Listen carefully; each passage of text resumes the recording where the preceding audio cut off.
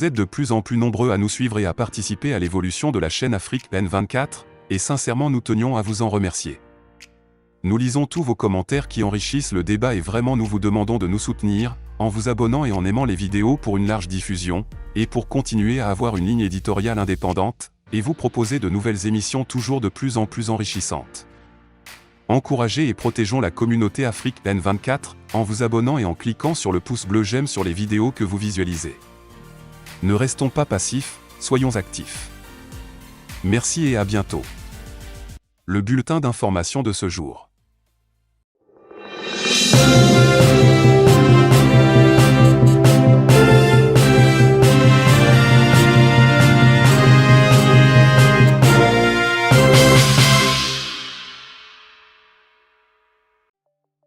Diplomatie sous-régionale, le Togo au cœur des tractations de l'Alliance des États du Sahel.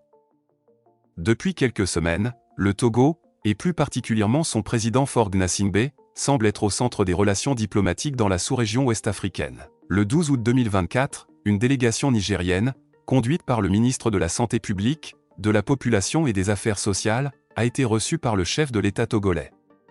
Cette visite faisait suite à celle d'une délégation burkinabé, menée par Jean-Marie Kamoko, ministre des Affaires étrangères du Burkina Faso.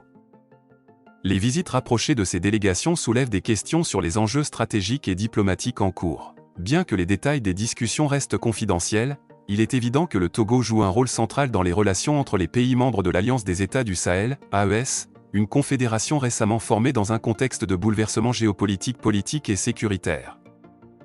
Le ministre nigérien a exprimé la reconnaissance du général Abdulrahman Tiani, président du Niger, pour les efforts du Togo en faveur de la paix et de la stabilité dans la région. Cette reconnaissance, également exprimée par la délégation burkinabé, souligne le rôle stabilisateur que le Togo tente d'incarner dans une sous-région en proie à des conflits armés et à des tensions politiques. En effet, l'AES, qui regroupe le Niger, le Burkina Faso, le Mali et la Guinée, est confrontée à des défis majeurs, notamment l'insécurité liée au terrorisme et les sanctions économiques imposées par certaines organisations internationales. Dans ce contexte, le Togo semble se positionner comme un médiateur et un facilitateur de dialogue, cherchant à renforcer les liens bilatéraux tout en soutenant la coopération régionale. Cette série de visites diplomatiques pourrait également être interprétée comme une tentative de ces États de sécuriser des alliances et de trouver des solutions communes aux crises multiformes qui secouent la région. Mali, Rwanda.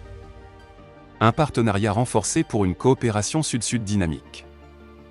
Le 11 août 2024, Abdoulaye Diop, ministre des Affaires étrangères du Mali, a effectué une visite officielle à Kigali, au Rwanda.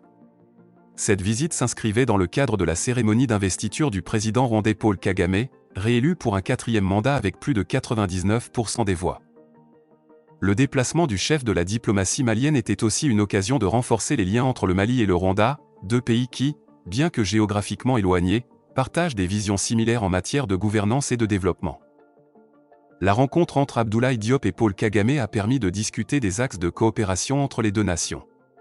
Le Mali, sous la direction du colonel Assimi Goïta, cherche à diversifier ses partenariats internationaux, notamment en renforçant les liens avec d'autres pays africains. Le Rwanda, de son côté, est perçu comme un modèle de développement en Afrique, avec une économie en pleine croissance et une influence diplomatique croissante sur le continent. Les discussions ont porté sur la possibilité d'une coopération accrue dans les domaines de la sécurité, du développement économique et des échanges culturels. Le Mali, confronté à une situation sécuritaire difficile avec la présence de groupes terroristes dans le nord du pays, pourrait bénéficier de l'expérience rwandaise en matière de gestion des conflits post-génocide. De plus, les deux pays envisagent de renforcer leurs échanges économiques, en particulier dans les secteurs de l'agriculture, de l'industrie et des nouvelles technologies. Cette visite s'inscrit dans une dynamique plus large de coopération sud-sud, où les pays africains cherchent à renforcer leur partenariat sans nécessairement dépendre des anciennes puissances coloniales ou des acteurs internationaux traditionnels. Le Mali et le Rwanda, en développant leur coopération, montrent la voie vers une intégration africaine plus autonome et solidaire, où les échanges sont basés sur des intérêts communs et un respect mutuel. Justice internationale. Les enjeux du procès d'Alassane Abdouaziz devant la CPI. La Cour pénale internationale, CPI, continue de jouer un rôle crucial dans la lutte contre l'impunité des crimes de guerre et des crimes contre l'humanité en Afrique. Le procès d'Alassane Abdouaziz, ancien chef de guerre malien, est l'une des affaires récentes les plus médiatisées. Reconnu coupable de crimes de guerre et de crimes contre l'humanité pour des actes de torture, de traitements inhumains et de persécutions lors de l'occupation de Tombouctou en 2012, Abdou Aziz attend désormais son verdict.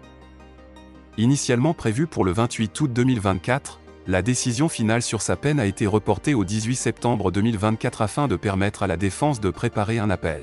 Ce report, bien qu'il prolonge l'attente des victimes, permet de garantir un procès équitable, respectant les droits de l'accusé tout en offrant aux victimes la possibilité de voir leurs souffrances reconnues par la justice internationale. Les crimes commis par Abdou Aziz, sous le régime d'Ansar Dine et d'Al-Qaïda au Maghreb islamique, AQMI, ont laissé des cicatrices profondes dans le nord du Mali. Tombouctou, ville historique et culturelle, a été le théâtre d'exactions brutales visant à imposer une interprétation extrême de la loi islamique. Des sites du patrimoine mondial ont été détruits, et de nombreux civils ont été soumis à des traitements inhumains. La CPI, en poursuivant Abdou Aziz, envoie un message fort sur la nécessité de rendre justice pour les crimes internationaux, même dans des contextes où l'État est affaibli ou absent. Ce procès s'inscrit également dans une démarche plus large de réconciliation nationale au Mali, où les autorités cherchent à établir un équilibre entre la poursuite des criminels de guerre et la nécessité de pacifier une région encore en proie à l'insécurité. Le verdict attendu en septembre 2024 pourrait avoir des répercussions importantes, non seulement pour Abdou Aziz, qui risque jusqu'à 30 ans de prison, mais aussi pour les victimes, qui pourraient recevoir des réparations pour les souffrances endurées. Ce procès rappelle l'importance des mécanismes de justice internationale dans la lutte contre l'impunité et le soutien au processus de paix et de réconciliation dans les pays déchirés par la guerre. Niger-Algérie. Une coopération en pleine relance malgré les tensions. Le 13 août 2024, le Premier ministre nigérien, Ali Lamine Zein, s'est rendu en Algérie à la tête d'une délégation de 6 ministres pour rencontrer le président Abdelmadjid Tebboune. Cette visite marque une tentative significative de relancer les relations entre le Niger et l'Algérie, après une période de tension liée aux événements politiques récents au Niger. Les discussions ont principalement porté sur 2 projets majeurs, la finalisation de la route transsaharienne et la création d'une zone franche pour stimuler les échanges commerciaux entre les 2 pays. La route transsaharienne, qui traverse le Niger, est un projet stratégique visant à améliorer la connectivité entre l'Afrique du Nord et l'Afrique subsaharienne. Sa finalisation pourrait grandement favoriser les échanges économiques et l'intégration régionale.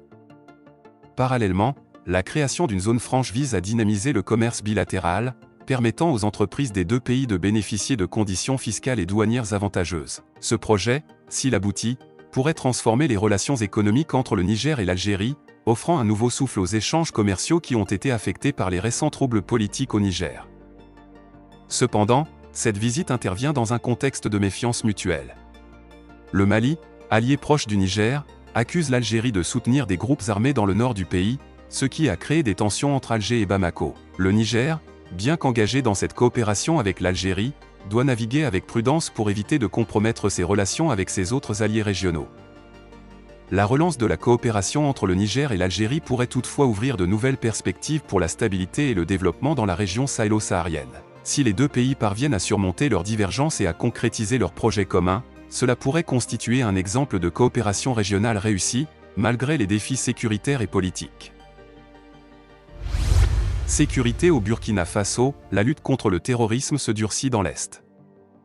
Le Burkina Faso continue de faire face à une menace terroriste persistante, en particulier dans sa région de l'Est, où les attaques de groupes armés se multiplient. Pour faire face à cette situation, le gouverneur de la région a annoncé la prolongation du couvre-feu du 14 août au 13 septembre 2024, de minuit à 4 heures du matin. Cette mesure, bien que restrictive, vise à assurer la sécurité des populations locales et à prévenir de nouvelles attaques. Depuis 2022, le Burkina Faso a instauré des couvre-feux réguliers dans plusieurs de ses régions les plus touchées par le terrorisme. Ces mesures s'accompagnent d'un renforcement des dispositifs de sécurité, incluant des patrouilles militaires et une surveillance accrue des zones sensibles. Cependant, malgré ces efforts, la situation sécuritaire reste précaire, avec des attaques récurrentes ciblant tant les forces de sécurité que les civils. Le gouvernement burkinabé a également intensifié ses efforts pour impliquer la population dans la lutte contre le terrorisme. Des campagnes de sensibilisation ont été menées pour encourager la collaboration avec les forces de sécurité et pour informer les habitants des mesures de sécurité à adopter. En outre, les autorités ont mis en place des programmes de soutien aux communautés affectées, visant à réduire l'impact socio-économique des attaques terroristes. La prolongation du couvre-feu dans l'est du pays reflète la gravité de la menace terroriste dans cette région, où les groupes armés cherchent à étendre leur influence en cherchant à profiter de la faiblesse de l'État. L'avenir de la sécurité dans l'est du Burkina Faso dépendra de la capacité du gouvernement à maintenir la pression sur les groupes terroristes tout en renforçant la résilience des communautés locales. La coopération avec les pays voisins, ainsi qu'un soutien accru de la communauté internationale, seront également essentiels pour contenir et, à terme, éradiquer la menace terroriste dans cette région stratégique. Togo-Bénin. Enlèvement de l'activiste Frère Ounvi et les jeux d'intérêt entre Talon et Gnassingbé. L'information est alarmante et fait remonter à la surface des méthodes dignes des années 1970, où des régimes autoritaires conspiraient pour éliminer leurs opposants. L'adage selon lequel les États n'ont pas d'amis, seulement des intérêts trouve ici une résonance tragique. Steve Amoussou, plus connu sous le pseudonyme de Frère Ounvi, est un activiste béninois renommé pour ses critiques acerbes contre le président Patrice Talon. Réfugié au Togo depuis plusieurs années avec un statut de réfugié, il a été enlevé le lundi 12 août vers 22 h dans le quartier Adidogomé à Lomé. Des individus non identifiés l'ont embarqué de force dans un SUV Toyota immatriculé au Bénin, près de l'immeuble où il résidait. D'après plusieurs sources, Frère Ounvi a été conduit de manière forcée au Bénin la même nuit, où il est actuellement détenu. Cet enlèvement suscite une vive indignation au sein de la classe politique béninoise, qui dénonce une fois de plus les abus du président Patrice Talon, tout en pointant du doigt la responsabilité des autorités togolaises sous la direction de Faure Gnassingbé. Il semble invraisemblable que des agents secrets béninois puissent opérer un enlèvement sur le sol togolais sans l'accord ou, du moins, la complicité des autorités locales.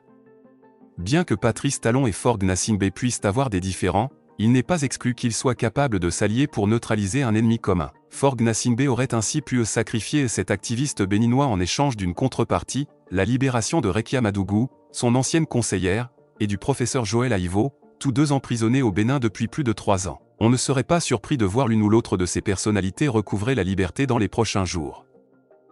Les États ont toujours privilégié leurs intérêts nationaux au détriment des individus, en engageant des échanges de bons procédés. Par le passé, John Rawling et Gnassingbé Eyadema ont également éliminé leurs opposants respectifs dans une logique de rapprochement entre leurs régimes. Le kidnapping de Frère Ounvi et son transfert express vers le Bénin doit rappeler aux acteurs engagés dans la lutte contre ces régimes l'importance d'une vigilance accrue. Vous êtes de plus en plus nombreux à nous suivre sur Afrique N24, et vraiment nous tenions à vous en remercier.